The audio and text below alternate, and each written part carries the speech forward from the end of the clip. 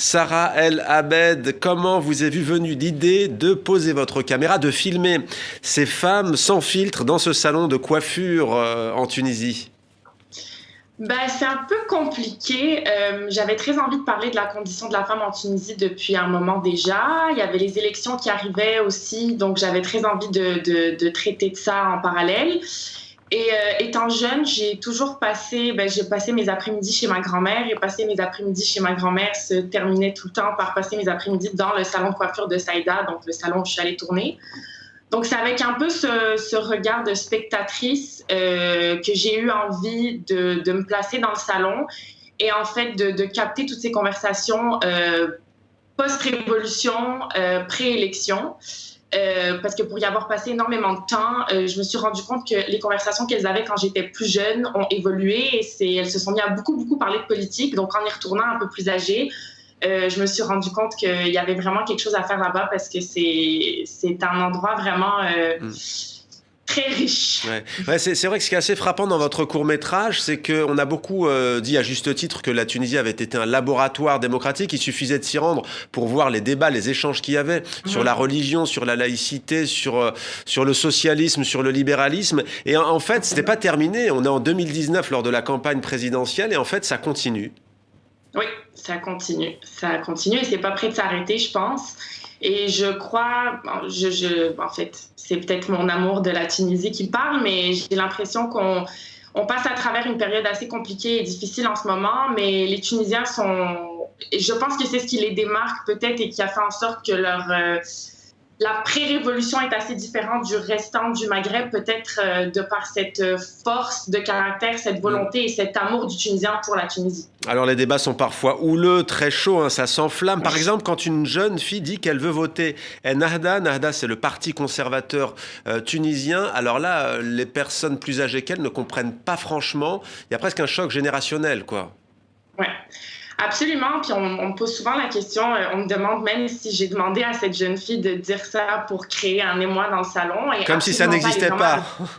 Ouais, et pourtant, non, elle est vraiment arrivée avec cette idée, puis je pense que ça vient ça représente un peu l'idée de la jeunesse tunisienne en ce moment qui est énormément frustrée du pouvoir en place, de ce qui se passe économiquement, de la situation des chômeurs, etc. Donc, c'est un cri du cœur, en fait, qu'elle veuille aller à l'encontre de ce que toutes ces femmes-là ont fait dans le passé peut-être. Donc oui, effectivement, ça devient assez houleux.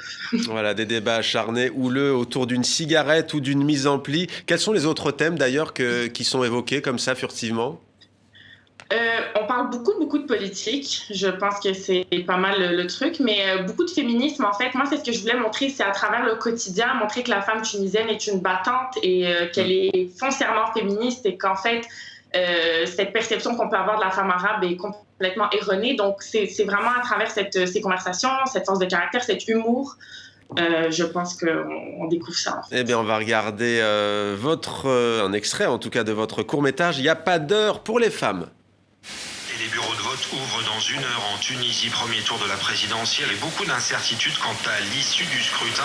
Un vote sous haute surveillance, 70 membres des forces de l'ordre, 70 000 membres des forces de sécurité.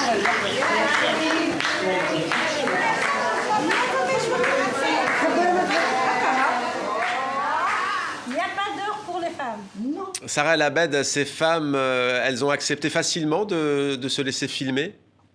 Alors, étonnamment, oui. Elles ont tout de suite accepté. Bon, évidemment, ma grand-mère, qui est une cliente régulière depuis des années, et les coiffeuses que je connais aussi, évidemment, depuis que je suis toute petite, avaient très envie de se prêter au jeu. Et pour ce qui est des autres femmes, au début, elles étaient un peu effrayées par la caméra, évidemment.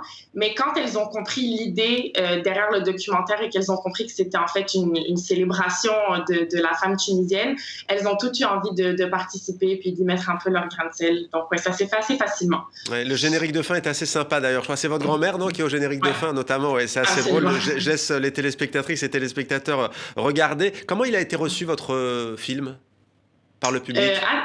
Assez bien. Pour l'instant, on a vraiment des beaux commentaires. En fait, ce qui est super cool aussi, c'est que je pense que malgré le fait que ce soit dans un salon de coiffure en Tunisie, pendant une certaine période politique qui est vraiment propre à la Tunisie et au Maghreb, je pense que malgré tout, c'est le commentaire que je reçois souvent, il y a beaucoup de femmes qui, en le regardant, se sont senties interpellées parce que je pense que les thèmes restent quand même universels, malgré, justement, malgré le fait que ça soit dans un certain moment dans un certain pays. Donc, je pense que ça a été relativement bien reçu. Puis également, je pense qu'il y a beaucoup de gens qui avaient une perception erronée de la Tunisie, du monde arabe, du Maghreb.